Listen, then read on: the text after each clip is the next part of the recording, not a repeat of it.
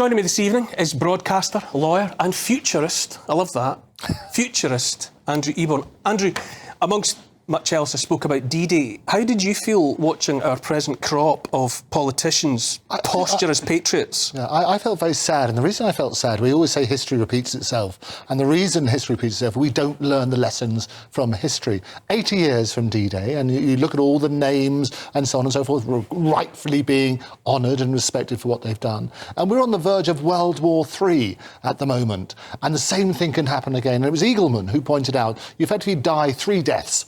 One is when your body gives up, the second is when you're put in the ground, and the third is that day when we cease to mention your name.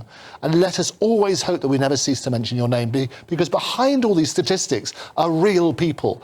And this is my concern, is we're not learning those lessons. We're fighting wars in different places and so on and so forth. And the first casualty in war is always the truth. It's the fact that, yes, to all of that, but it's also that it sounds just hollow script. You know, as I say, these are politicians who preside or take part in the diminishing of Britain and running down our history, running down so much of what it has been to be Britain. And then they're working towards globalisation. You know, they're quite happy to see national sovereignty surrendered to the WHO, and yet we're supposed to take it seriously when they stand on hallowed ground like the beaches of Normandy and profess to want to defend Britain. Yeah. And I'll tell you what I also find appalling. You're absolutely right. What I also find appalling is that it's politicised. So all the talk about today is not about respecting those who died. It's about Rishi left early. You know, they talk about that sort of stuff. So it's a political thing. Oh, what disrespect he showed to everybody because they're hoping they'll score a few more points in the polls. That's got to be wrong, hasn't it? And you're right, it sounds like hypocrisy. Standing there honouring the people who sacrificed their lives for a war they maybe didn't understand. And the shocking thing is looking at the ages of the people, you know, 18, 19, 20, they're kids on that sort of basis. And I think it's disrespectful, if you like, to politicise that sort of side. I don't know how they can stand and do it. You know, Justin Trudeau is not ours. He's Canada's Prime Minister. But as I said, that spectacle of an ovation for an SS Nazi veteran and celebrating how he fought Russia.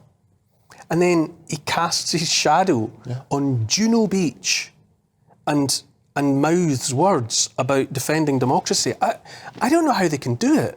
Well, as you say, the optics are wrong, but also sometimes I think it's ignorance. Sometimes they don't necessarily know who they're standing in the room. We've had a video of Boris Johnson with various people, you remember, from Ukraine and the people they called the neo-Nazis and so on and so forth. He's there holding up whatever it was, their T-shirt with the relevant emblems flag with Nazi insignia. Exactly. So you've got that sort of... And I sometimes say, and it's the same way as people chanting from the river to the sea, they sometimes don't necessarily know what they say. And in fact, some people have been interviewed on these marches and say, oh, which river, which sea, they don't know. And so you look at that sort of basis and they don't realise that for some people it means about genocidal intent and so on and so forth. So the difficulty, I think we're drowning in ignorance as well as other things. So it's not just about the optics, not just about politicisation of war and death. It is about that sort of ignorant side. And what people need to do is a bit more research so they realise exactly what they're doing. It's the absence of credible, believable love of country. Yeah. If you're going to be Prime Minister, if you're going to be a frontbench politician, you would imagine that someone like that would be sincerely committed to Britain and what Britain has been and wanting to see Britain thrive. No, you're absolutely right. And what it is, it's fear of upsetting people. You suddenly turn around and say, look, I'm really proud of Britain. All of a sudden, you're something phobic or you're against this sort of stuff, you're anti-whatever. The reality is people like Trump can get away with it. You say, make sort of America great again. You work on that basis. And they share the pride in the nation. We should be proud of Great Britain. We should indeed.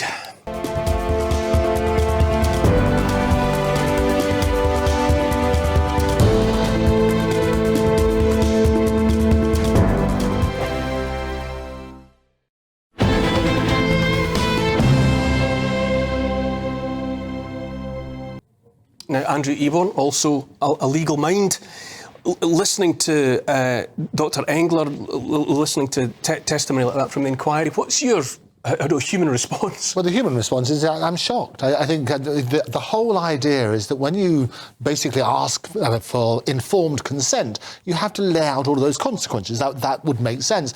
If that didn't happen, then that's scandalous on that sort of basis. Because people don't realise what's going to happen as a result of that. You're basically treated as though it's end-of-life care, that it's a very different proposition. And again, the evidence will come out during the course of the inquiry. But if that is a headline, that's got to be wrong. It means you didn't have informed consent, which could give rise to all sorts of liabilities. Is that a fair summary? That is a fair summary, although when you say the evidence will come out during the inquiry, it is true, it is coming out as part of the Scottish inquiry, but this is basically a no-go area for just about every other official inquiry around the world. It is only in the Scottish inquiry that these matters are being aired openly and honestly. And I think that people want to believe that perhaps the reason for that is that this only happened in Scotland. But of course, that's actually not true. And I've looked into the worldwide evidence for this happening. And basically, these practices were rife all over the world in spring 2020 and beyond, in fact. Well, it's scandalous, isn't it? I mean, it then becomes a self-fulfilling prophecy where you're turning around to people and saying, there is no hope for you. As soon as something happens, well, we're not going to go any further. And as you say, if you're working on the basis that it's around the world, then sunlight is the best disinfectant. We need to call that out, get the evidence, because we're so reliant these days on experts, aren't we? And I think you have to question those experts. Yeah, we do.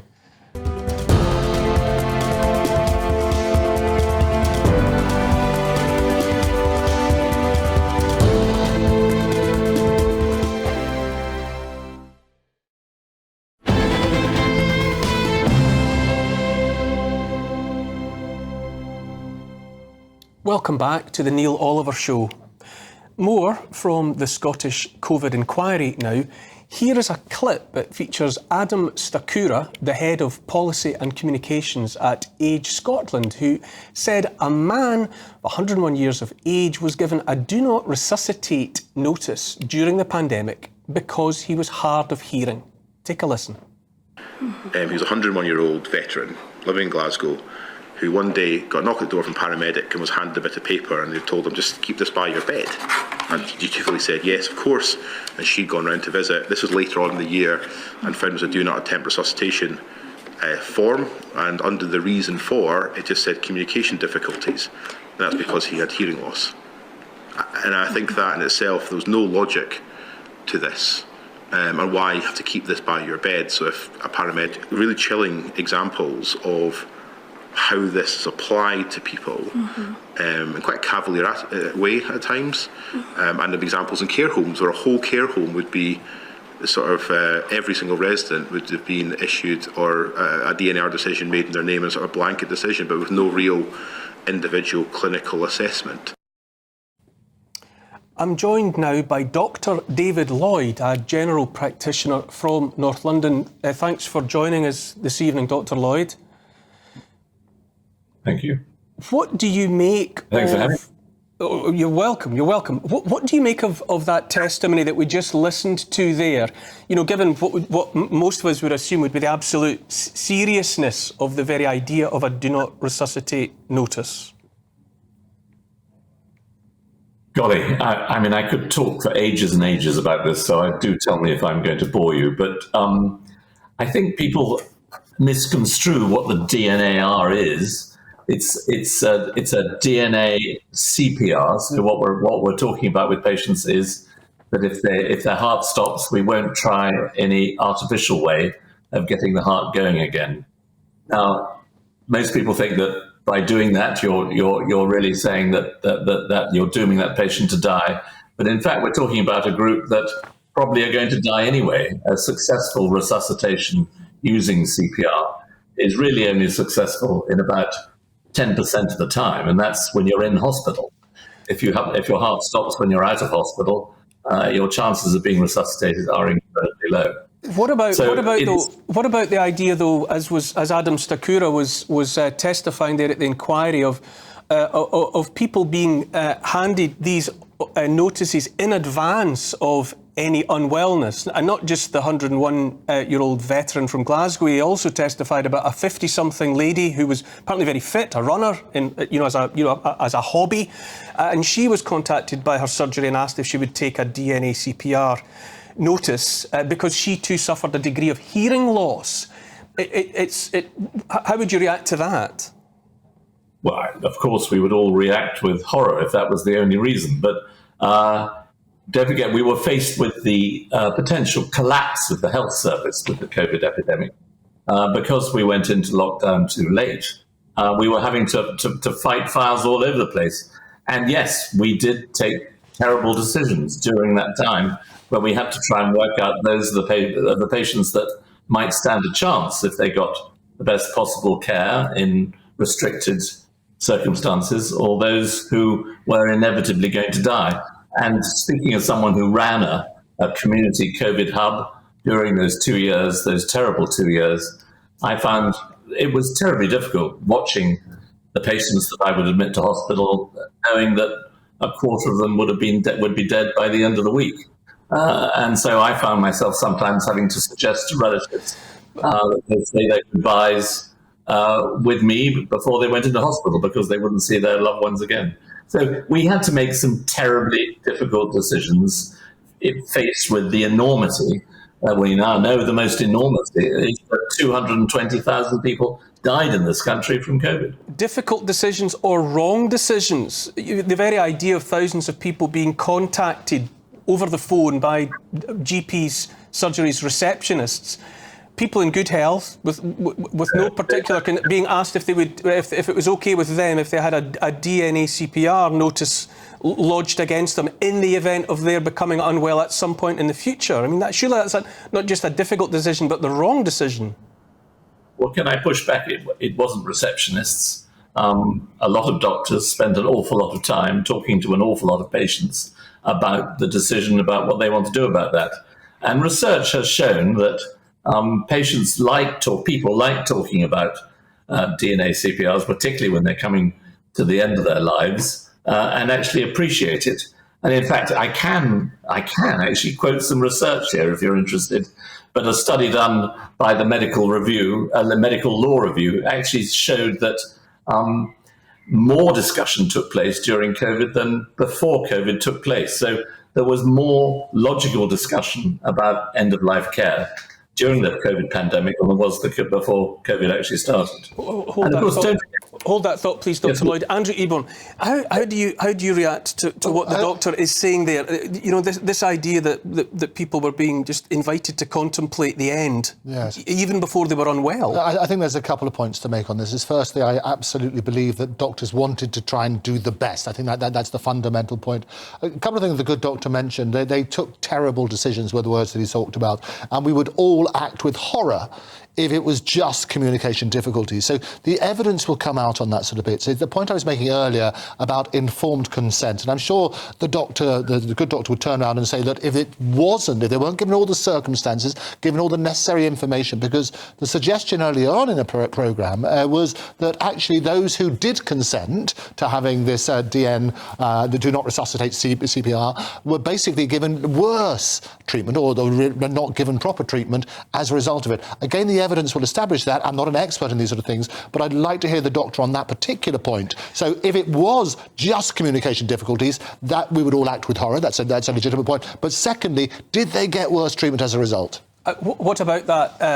I'm really asking for your opinion, Dr. Lloyd. Does it not set people on a pathway to palliative care if it's in everybody's head that this person is being talked about in the context of a do not resuscitate order? So again, I think we're concentrating on a very narrow aspect, which is the actual DNA CPR form. But what was much more difficult for us was this whole concept of ceiling of care, as we call it. So we would have to make decisions on every patient who was very ill in the hospital or very ill in the community. We have to do this all the time, is what level of care should we provide to this patient with this particular condition with the previous comorbids? And that's the really big discussion. DNA CPR is small fry compared to hearing about the terrible and very difficult and very complicated decisions that we all make about patients every day. Thank you for your time this evening, Dr. David Lloyd. I'm just running out of time again. I don't know what a conversation that is that we have to cut short. Andrew Eborn, the very idea that people, as far as I'm concerned, were being written off in advance of being taken unwell and shown the exit door, before anything else. Out of time. Thanks for watching the Neil Oliver Show on GB News. I'll be talking to Adam Stachura in the second hour. You can catch that second hour with extended interviews over on GB News. Thank you, Andrew Eborn. Don't go away.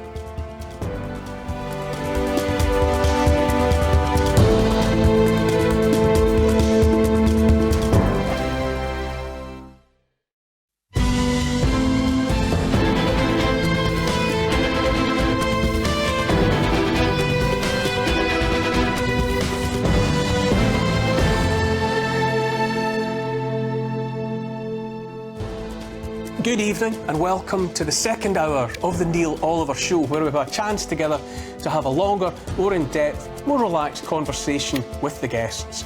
Tonight I'll continue my discussion about the Scottish COVID inquiry. I'll be asking whether do not resuscitate notifications were given out too readily.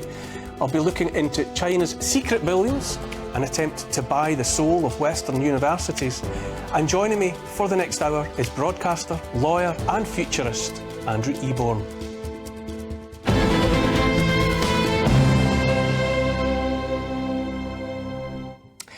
As the Scottish COVID inquiry enters another week of evidence, we're hearing do not resuscitate orders were handed out to those with only minor ailments. To consider this, I'm joined now by health campaigner, author, semi-retired nurse, lecturer, educator, Dr. John Campbell, to discuss this in more detail. It's always lovely to see you, Dr. John Campbell. You too, Neil. Thank you for having me back again. Now, you saw many years of practice as a nurse. A DNR, a do not resuscitate notice, I would have imagined that was almost a sacred act where people were being invited to contemplate end of life. How do you process what seems to have been happening, certainly in Scotland, as is coming out at this inquiry? Absolutely. We use do not resuscitate orders or do not attempt resuscitation orders, or sometimes it's do not attempt cardiopulmonary resuscitation. It all basically means the same thing.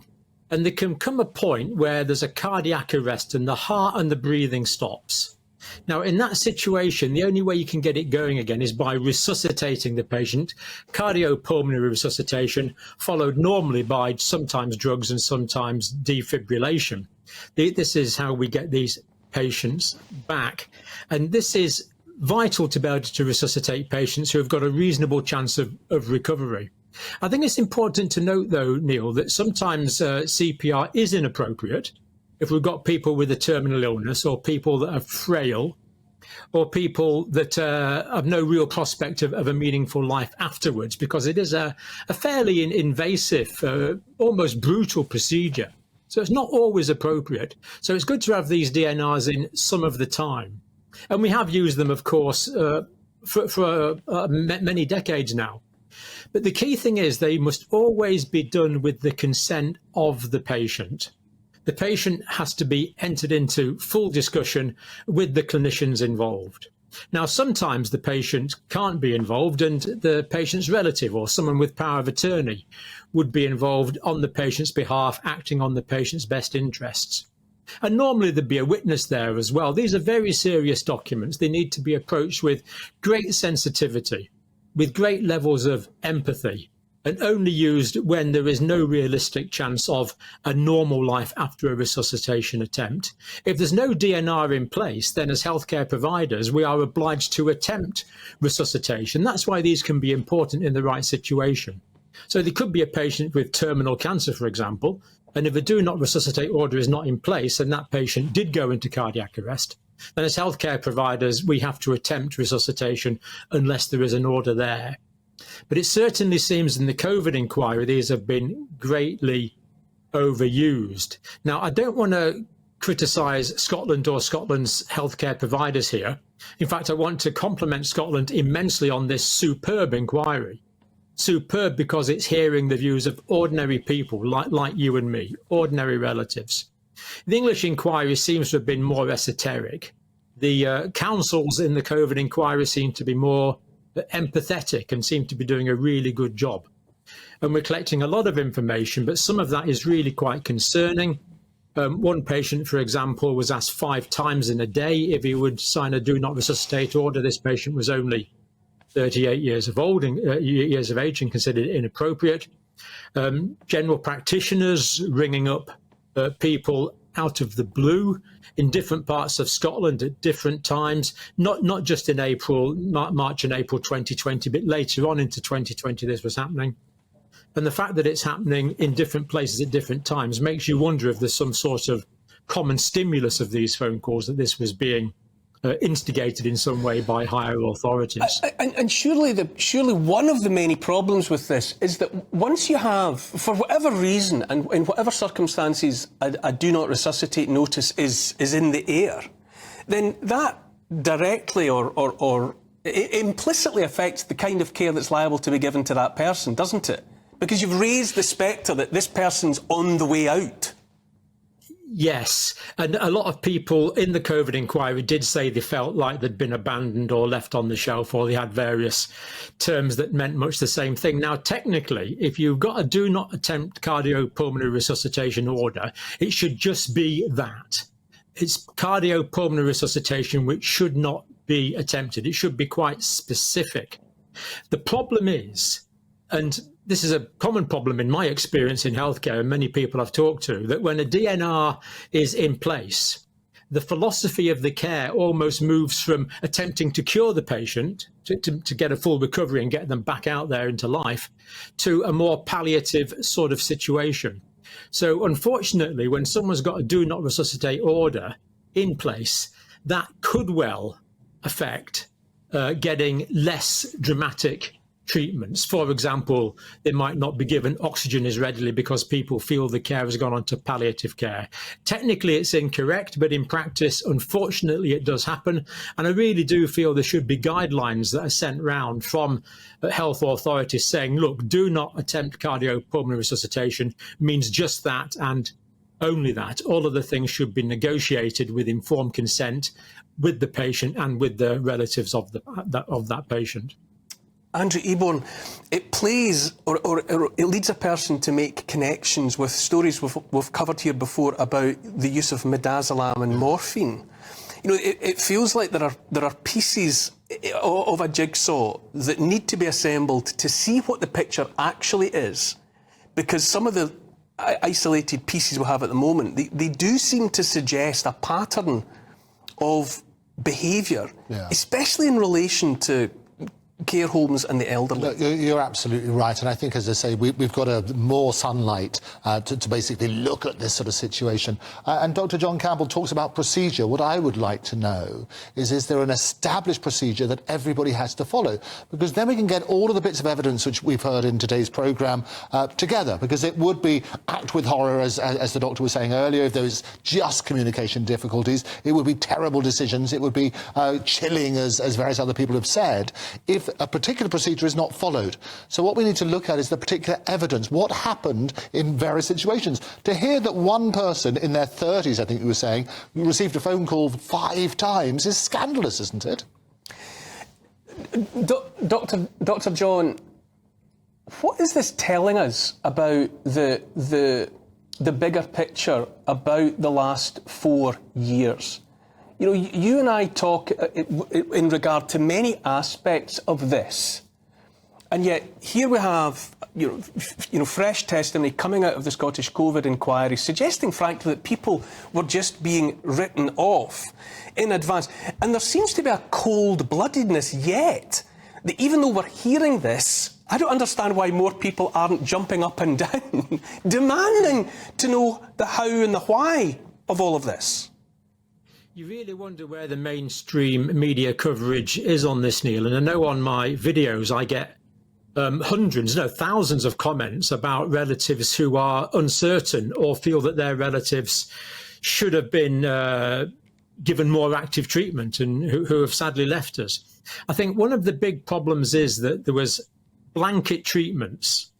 Groups of people were treated the same, whereas healthcare should be completely individualized. All healthcare assessments should be bespoke. We should assess, plan, implement and evaluate care on an individualized basis, not on a blanket one-size-fits-all basis. Maybe that's one of the big things. And I don't want to make things look like things are worse in Scotland than anywhere else. I'm getting anecdotal reports on England that very similar things were happening. And I get reports from different countries that very similar things were happening. It's just that Scotland is illuminating this. And I think Scotland really needs to be congratulated for that. It does feel, though, that there's a climate or an atmosphere in which human life was being treated casually. As you say, you'd expect a GP or a clinician to be looking into the eyes of the person in front of them and dealing them as a sacred or at least a valuable human being. And yet it seems that during COVID there was bigger decisions were being taken that were just lumping people together and treating them as dots on a spreadsheet, blips on a screen. Absolutely. I mean, I think the sanctity of life, the sanctity of human life, there is something very special about human life. You know, when you're there when someone leaves this life, it's always a very, very special occasion. There's something special about human life. And I think we've tended to forget that. I think especially at the start of the pandemic, there was quite a lot of panic. So we had senior managers thinking, for various reasons, they should have been better informed, but thinking there was going to be mass casualties, thinking that there was going to be thousands of people requiring treatment all the time, and wondering about how they could basically ration that treatment out. And that was a mistake. This panic should have not been there. People should have taken the facts that were available to them. And senior managers, unlike us watching more from the outside or watching from junior positions, didn't have all this information. These people should have had the information and should have been able to make more rational decisions rather than blanket decisions, which appear like they've been based on rapid decision making rather than detailed, thought out decision making. But I couldn't agree more. The sanctity of human life is something special. We need to reflect on when human life begins and when human life ends, because whether it's before birth, during birth, or any time after birth up until a natural death, human life is special. And I would use the term sacred, yes. Andrew Eborn, John speaks movingly there. As a healthcare professional who's been in the room on more than one occasion when somebody was crossing from life to death, and even in that moment, even as someone is leaving, there is something very vital, something very important, something sacred about that human life passing. Are the last 4 years turning a necessary light on something wider about us having, to some extent, lost that sense? You're absolutely right. All life is sacred. And I think the reality is we're numbed by statistics. And we get desensitized, if you like, the more horrendous stories we get. It's all about numbers, as opposed to each of those numbers represents an individual. And if you look at that sort of side, which is why we need that clarity, and we deserve it. You had Bill on the programme earlier talking about he wanted clarity for his father. What happened? We need this evidence out there. So many scandals at the moment, from the post office scandal to the infected blood scandal, where these things take years. We have to learn the lessons from history, and those lessons dictate that we're entitled to information. John, are you also hearing from fellow practitioners? I can only imagine that there are countless clinicians out there who saw this happening, nurses, doctors, who saw this sequence of events unfolding and must have been almost broken by it. There's certainly a lot of stress has been generated, and there's certainly a lot of retrospection going on at the moment now. People aren't really very keen to talk openly about it. Most of the conversations I have are what you might call are on an informal basis. But there is all the information we need, if we just look at the Scottish COVID inquiry, to do really quite detailed studies on this. So we've got tens of thousands of words of first-hand testimony here. And this is very amenable to what we call a qualitative analysis. And you have to wonder where all the academics are. Why aren't we analysing this and generating themes? For example, generating themes like, was morphine and midazolam prescribed too early? Was it prescribed too readily? Were not for resuscitation orders prescribed on a blanket basis? All of these come out as a qualitative analysis from this huge amount of witness statements that we have. And from there, we could then go on and do much more quantitative analysis and get to definite facts. This research material is there. We need the researchers to go and do that so we can be much more definitive. And then individual practitioners can compare what they did and what they feel with what we find objectively from analysing this data, and we can make more informed decisions about how things were done in the pandemic. But you really have to wonder why this research is not being commissioned, because the data is sitting there just waiting for this form of analysis. Dr. John Campbell, thank you so much. And I think I agree with you absolutely that it's greatly to the credit of the Scottish COVID inquiry that it is allowing people like you and me to give testimony, to talk about their loved ones and what's happened. And the fact that other inquiries elsewhere haven't been doing that is a great mistake. But Dr. John Campbell, we'll speak again, but thank you for this evening. Thank you, Neil.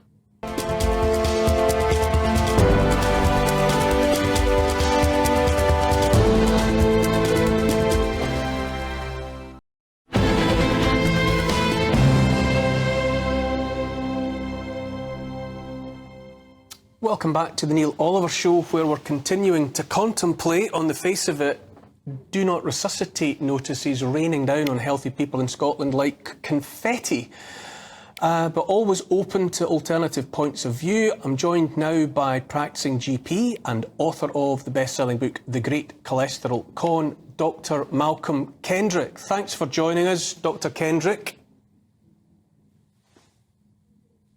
Thank you.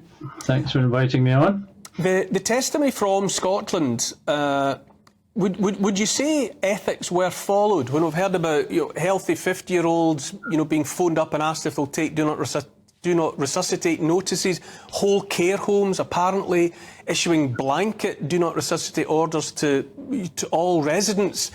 Would you be confident in that context that proper protocols and practices were adhered to? Well, I think just take you back a little history of what DNAR forms or DNR forms are. They don't carry any legal status. They're really advisory, although an awful lot of people who work in the health service seem to treat them as though they were carved in stone and that they are legal.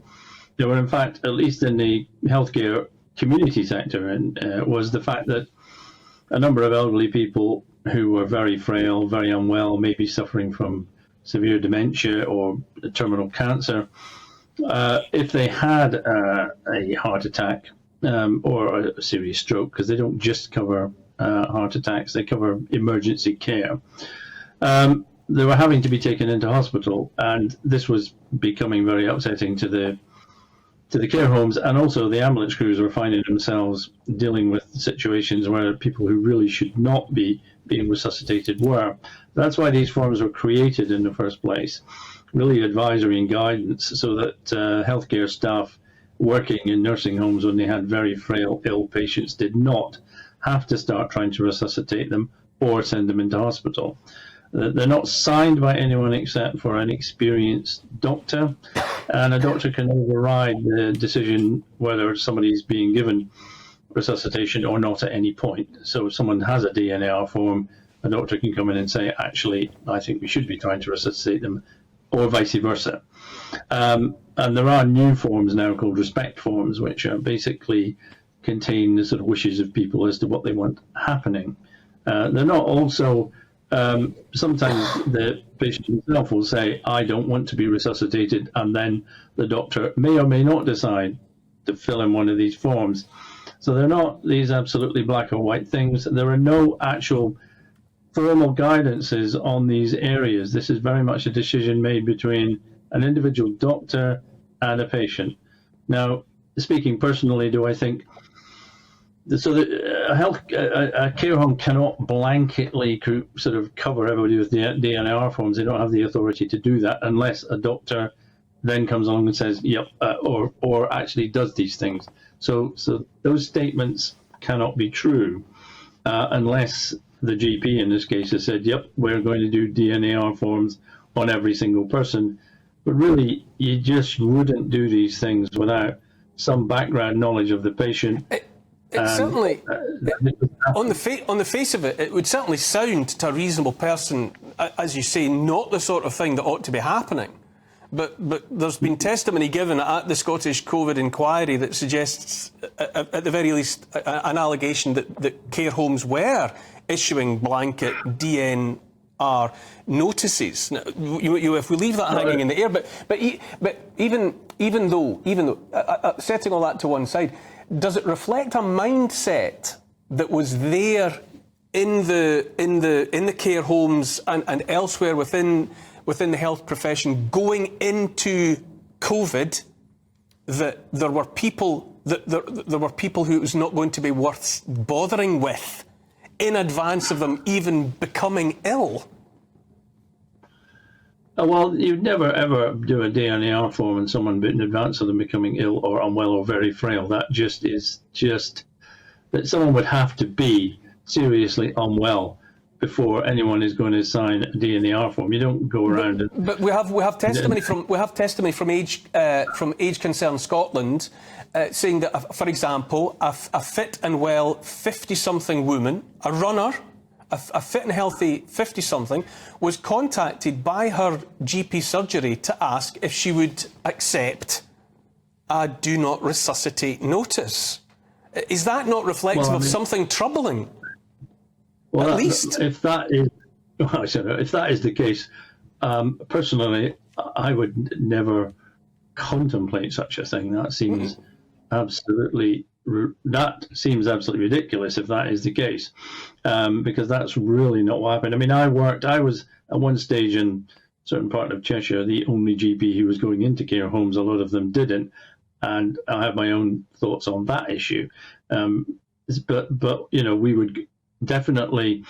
So there was an issue sometimes of the care homes that is phoning up GPs and going, Mrs. So-and-so or Mr. So-and-so who's very unwell and frail and probably would not survive. I mean, the other thing you have to take into account is community-based CPR has a survival rate of about 3%. And in the elderly and frail, it's much less than that. This is not casualty we're talking about where you jump up and down on someone's chest, defibrillate them and they come back to life. That's a very unusual situation. People can be left brain dead following with severe injuries, etc., etc. But you would not be. I find it almost. I do find the idea that you would phone up a fit and healthy 56-year-old and say, "Can we do a DNR form?" You need to be pretty scary. I can appreciate absolutely as a reasonable human being why you would say that. However, we also heard earlier of the case of a 38-year-old husband and father who was in hospital. He had been being treated for cancer, and he was asked 5 times over, I think, a 48-hour period if he would accept a do not resuscitate order. Now, he didn't want it. So in terms of informed consent, he was informed and he did not consent, and they kept coming at him. Surely there are clearly questions to ask. Well, I agree the questions to be asked. The other thing to bear into mind is that, and then this may sound rather paternalistic, is it's actually not the decision of the patient. You can ask the patient. You don't have to ask the patient. It's actually a doctor decision as to whether or not they feel treatment is appropriate. However, if you were asked 5 times and said no 5 times, I think personally I would be very. I can't personally. I would never have done that. And I think the problem you got to remember is people were panicking. I don't believe pressure was put on from above, not directly. No one was said we must DNR everything in sight because we're not going to be treating people, and that never happened that I'm aware of, and having spoken to other doctors. But Yes, I think some, and quite a lot of medical staff don't understand what a DNR is and what it means. There is an issue here of education, definitely. Dr. Kendrick, time is simply against me. But your bemusement and the extent to which you are troubled by, let's say, the testimony that is coming out of the Scottish COVID inquiry, I would say is interesting at the very least. Thank you, Dr. Malcolm Kendrick. Okay. Andrew Eborn, just a final comment from you. Time is against us. Clearly, Dr. Kendrick there, finding it hard to believe, which is fair enough, but we need evidence, we need more information. It's totally down to the evidence. He said it'd be absolutely ridiculous, some of the evidence we've heard about, blanket sort of stuff. One of the things that concerned me when he says that they're basically advisory. So does that mean a patient could willingly consent, but still the doctors could override it? Now, that's an interesting point as well. It is indeed.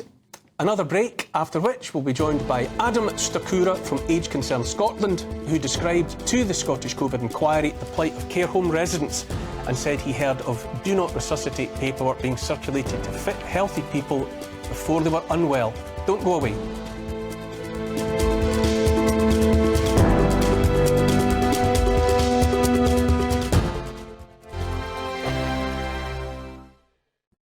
With a £250 excess refund reward on your home insurance, you'll feel as satisfied as Simon. Go dot compare!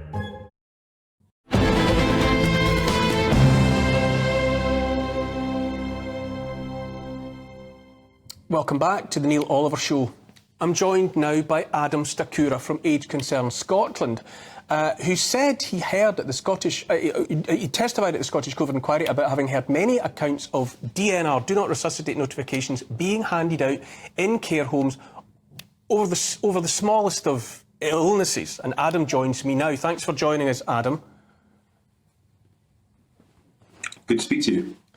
Adam, you used the word chilling in some of your testimony about what you were hearing from the people who were manning phone lines and listening to very worried people getting in touch to say that, you know, they had been consulted about DNRs. Can you elaborate on that thought for us?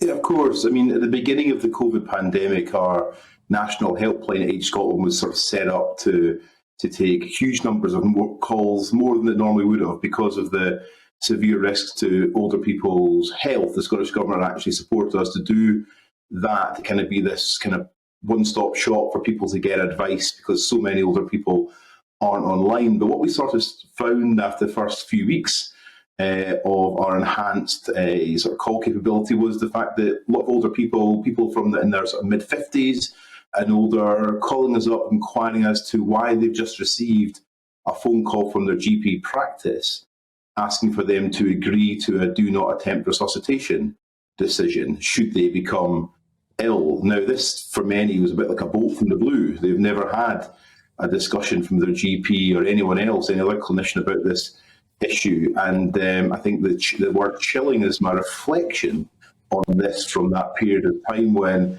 you know, callers to the helpline were feeling really anxious about this, wondering what on earth has it taken for these conversations to come our way, and indeed from our helpline advisors who never in their time in the charity had calls of this nature. So I think the panic and the anxiety from older people at the time was certainly palpable. And the longer the sort of the pandemic went on, we'd heard of more occasions upon which, whether it's GPs, clinicians, or others, were either discussing do not attempt resuscitation with older people the first time they've ever had, or indeed people finding do not attempt resuscitation decisions in their hospital discharge papers when they've been hospital for conditions completely unrelated to COVID-19. And the fact that it was coming in from all, it wasn't isolated. You know, these were not isolated instances. It was a trend that you identified. Did that suggest to you, or indeed anyone else, that it had to have been an order coming down from on high? That this wasn't just care homes and GP surgeries, you know, acting independently and coming to this conclusion? Well, it was quite remarkable, actually, in terms, as you say, these were inquiries coming from across the country.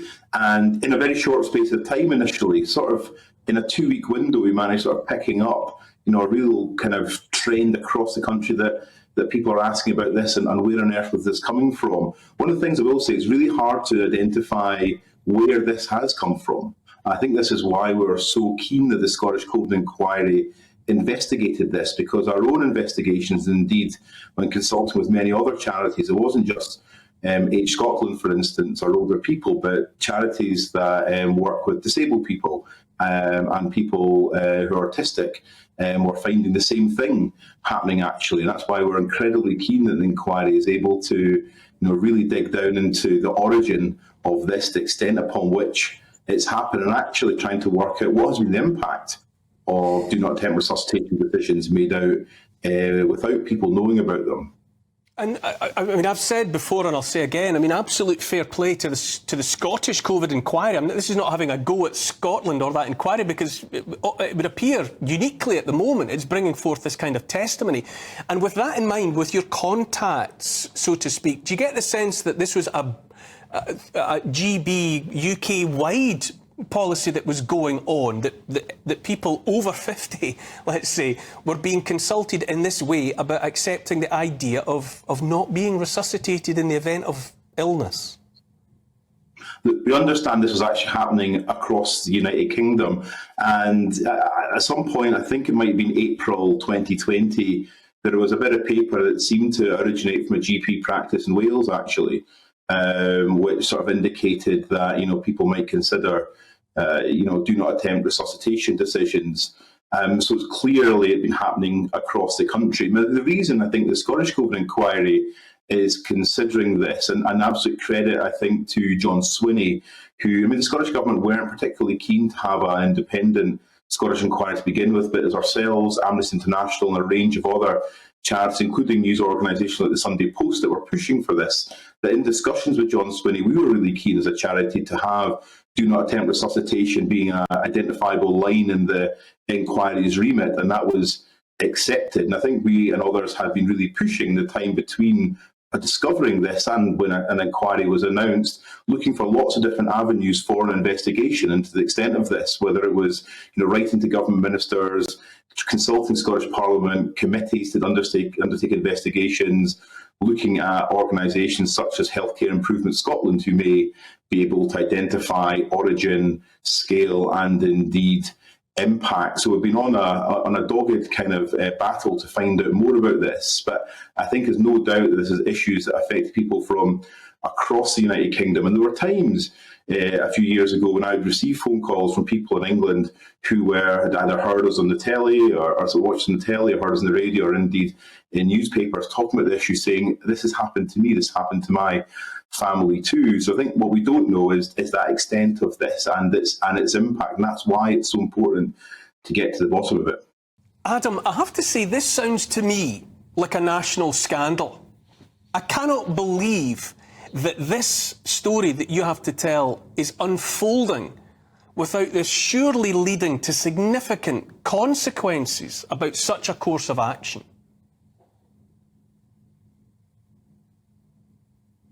I think I've said before, it felt chilling. It made me feel really angry at the time, and the testimony we'd hear from people about the impact on them is something that still kind of sticks with me and us as a charity. I think, again, we've got to go back to this point about really trying to understand what has happened and what the implications have been for people. And I think that's why this inquiry, and indeed there'll be other instances for investigation, I'm very sure, really does kind of get to grips with this. And I think part of this as well is about how you change things in the future. What's incredibly clear about this is that the public awareness of things like do not attempt resuscitation is really low, and the clinicians themselves, I think, have been open enough to admit they've not been particularly good at having conversations with people about these kind of anticipatory care planning, your kind of end-of-life choices, at times out with the kind of COVID crisis. So there's certainly a lot to learn from this. And I think what we'll find out, whether it's a scandal or not, will really depend on all the evidence that's given and the conclusion of this inquiry. I know discussing this early on in the pandemic with the Scottish Government, they were adamant that they had not issued any kind of instruction I'd just like to do so. Adam, I'd just like to bring in my studio guest here, Andrew Eborn, who's I think also interested in in having the benefit of talking to you. Andrew, is scandal? Well, it definitely is a scandal, and I think what we need to work out is the evidence, because we've heard Dr. David Lloyd said very specifically we would all act with horror if the only reason put down were communication difficulties. Well, that's a question of fact, isn't it? So we need to see the evidence on that basis. Dr. David Lloyd also said, if I understand rightly, that there weren't receptionists making these phone calls. Well, again, that's down to evidence. But I'm with Adam on this one. The evidence that I've heard tonight in today's programme is chilling. And it raises all sorts of questions. I would like to know what the process is. It sounds to me, based on what I've heard, that there hasn't been informed consent in all cases, in which case that's not just a local scandal, not just a national scandal, but an international one, and we need to look at that. Adam Stachura, just a final comment from you, really. Are you content that the evidence is there? Andrew raised the issue of whether or not it was, the surgeries, receptionists phoning people or not. That it was being handled in a way that would appear so casual. Are you confident that the evidence is there, that this is indeed what was happening across the country? Well, I think the evidence is there. From our point of view, things we've heard from members of the public about who is making phone calls to them and maybe how they've found these decisions. Of course, these things are dealt with by clinicians, so administrative staff and GP surgeries really shouldn't be doing this. But we've got to remember as well that you don't need to consent to such a thing. A clinician, a doctor can decide themselves, but the best practice has been to have the conversation, an informed conversation about this, because at any time you might find yourself presented to a clinician in an emergency situation and they're not going to resuscitate you. But the real thing here is not about so much the DNR, but what is the implication of having such a thing in your name? And quite frankly, how many people are unaware that they might have a DNR decision in their name, in their medical records, as we found people leaving hospital with these in their discharge papers. So there's a lot to uncover. And I think we really want to find out, origin, impact, and the scale of this. Adam Stachura from Age Concern Scotland. I honestly, genuinely cannot think of a more important story, literally a matter of life and death for people up and down the country. Thank you very much for bringing it to our attention this evening.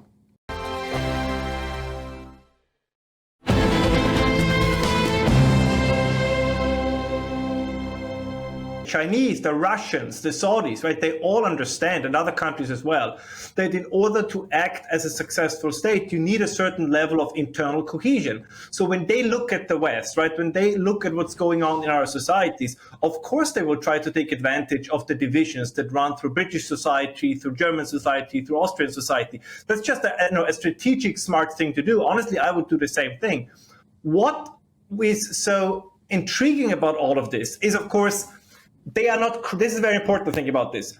They are not creating those divisions, they're exploiting them. And I want to give you a very quick example, because a couple of days ago, still currently, right, we had the memories of D-Day, right? I think one of the, in my opinion at least, and I think I can say this because my ancestors were on the other side of this event, but one of the most shining moments in British history. And then you have the British Prime Minister, who apparently originally didn't even want to go to France to commemorate the landing in Normandy. And now he left earlier, and he's apparently now doing an apology tour. And that shows you the kind of detachment of the political class from the things that are important to the people and that people, for good reasons, take pride in. And this is something that they exploit because they understand that the kind of unhealthy relationship we in the West have with our past is a burden for the future. If you do not identify, if you don't have a strong loyalty to your country and its history, then of course you're much less willing to defend your country in the future. And you see this, by the way, in every poll that they take about, would British people be willing to defend Britain in case of an invasion? I think Unheard did a very big poll just a couple of days ago, and the numbers are shocking, right? Not even half of the British would be willing to defend their country with weapons in hand. And the same, by the way, is true in continental Europe. And this is, of course, a huge asset if you're in a global competition and if you're China or any other country. So again, I'm not saying, to be very clear, what the Chinese are doing is what any other country that acts rational would do as well. If I can weaken my enemy internally, I might defeat them without ever going to war. And that is the best situation I can find myself in. Andrew Eborn, we really are, from the sounds of it, reaping the whirlwind of a generational attempt to apologise on a global scale for our own histories, for our identity, for our pasts. And generations, maybe multiple generations of youngsters have come through being inculcated with this negativity. Yeah. And is that at the root of what we're seeing and what Ralph's describing? That late in the day for people to, like Rishi Sunak and the rest of them, to suggest that we have to demonstrate pride in country, one day a year on the, on the anniversary of D-Day. It's too little, too late. It's far too little, too late. And there's that sort of history is ugly, is the honest answer. It's ugly for every single nation. But what we shouldn't do is lose our national sense of pride in what we are and what we stand for. It's the point I made earlier about in America, they celebrate Make America Great Again. We should make Great Britain great again and work on that sort of premise. But I really have the impression that there's a significant number, at least of the leadership of the Tory party. They don't know what to do with a sense of patriotism, with a sense of nationalism, with a sense of national pride. I know sometimes these terms make us queasy, but they shouldn't, because let's be very honest here. As your guest correctly pointed out, there are dark spots in every nation's history. Believe me, I'm Austro-German. I know plenty about dark spots in our history. But the British pretty much stood on the right side of history whenever it counted. From slavery to the Second World War, as I said, as an Austro-German with the First World War, I take a somewhat different sense. But overall, I think the world was better off because the British played a leading role in human history, and that is something to be proud of. Just as the Chinese are proud of their history, which they shall be, just as the Muslim world is proud of its history, which they shall be, right? This is all fine. We are the only civilization, Western civilization, that constantly thinks you have to feel bad if you take pride in your own history. By the way, nobody outside of Europe understands this, or outside of the West. It's completely absurd. It's like an autoimmune disease that we have, that every time there's something to take pride in, we immediately say, no, but actually we are really, really bad. No, we are not, is it? There are dark spots, there are light spots, but it's completely natural to believe in one's country. A national and a cultural autoimmune disease. What a perfect way of describing the predicament in which we find ourselves. Once again, as I knew in advance, I've been enlightened once more by Ralph Shoelhammer. Thank you so much for joining us. We'll speak soon. Thank you, Neil. Thank you for watching the Neil Oliver Show on GB News. We will be back next week.